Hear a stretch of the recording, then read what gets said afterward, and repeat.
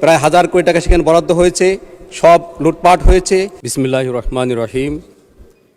মাননীয় স্পিকার, আজকে এই মহান সংসদে আমাকে কথা বলার সুযোগ দেওয়ার জন্য আপনাকে ধন্যবাদ। আজকে আমি 71 বিধিতে যে প্রশ্নটা এখানে রেখেছিলাম, যশোরের একটা গুরুত্বপূর্ণ জনগণের একটি সমস্যা, সেটা হচ্ছে ভবদার জলাবদ্ধতা। এই বিষয়ে কথা বলার আগেই আমার নির্বাচনী এলাকা যশোর 4 বাগারপাড়া অভয়নগর এবং বসুন্ধিয়া ইউনিয়নের প্রায় 7 লক্ষ মানুষকে আমি ধন্যবাদ জানাই, তাদেরকে শুভেচ্ছা জানাই যে বিগত নির্বাচনে তারা আমাকে নির্বাচিত করে মহান সংসদে পাঠিয়েছেন। আমি আজকের দিনে আমাদের সেই সমস্ত শহীদদের কথা বিশেষভাবে স্মরণ করছি, জুলাই আন্দোলনে যারা বাংলাদেশে শহীদ হয়ে রক্ত ঝরিয়ে আজকে একটি নির্বাচনের মাধ্যমে সংসদে এসে কথা বলার সুযোগ আমাদেরকে তৈরি করে দিয়েছেন।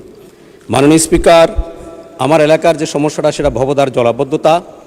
1961 সালে আমাদের নির্বাচনী এলাকা এই অভয়নগর উপজেলার ভবদা নামক স্থানে টেকা নদীর উপরে স্লুইস গেট দেওয়া হয়েছিল। যে স্লুইস গেট দেওয়ার কারণে টেকা নদী, মুক্তেশ্বরী, আমডাঙ্গা সহ অনেকগুলো নদী ভরাট হয়ে যায়। এই ভরাটের কারণে সেখানে 88 সাল থেকে জলাবদ্ধতা শুরু হয়। প্রায় 38 বছর ধরে এই জলাবদ্ধতা চলছে। এখানে প্রায় 15টা ইউনিয়ন, আমার নির্বাচন এলাকা 4টা, মনিরামপুর, কেশবপুর এবং ডুমুরিয়ার 15টা ইউনিয়নের প্রায় 150 গ্রাম প্লাবিত, প্রায় 2 লক্ষ মানুষ মানবতার জীবনযাপন করে। আপনারা যদি সেখানে এখনও দেখেন, সেখানে দেখবেন যে এখনও ঘরের মধ্যে পানি আছে, উঠানে পানি আছে, মানুষ সেখানে চলাচল করতে পারে না।